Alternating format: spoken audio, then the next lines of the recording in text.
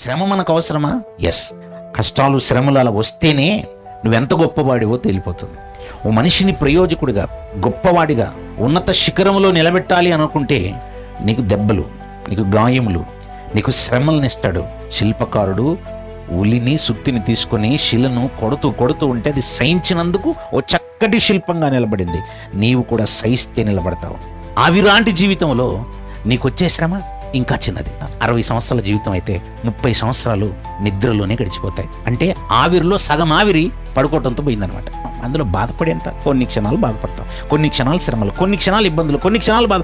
ఆ కొన్ని క్షణాలను నువ్వు సహించుకోగలిగి నీ నీతిని వదలకుండా, నీ భక్తిని వదులుకోకుండా, నీ గుణాన్ని మార్చుకోకుండా నువ్వు పరిశుద్ధుడిగా నిలబడితే ఆ చిన్ని శ్రమ నిన్ను పరలోకములో దేవుని సింహాసనములో కూర్చోబెడతాది. ఇంకంతకంటే శిఖరం ఏమని చెప్పండి.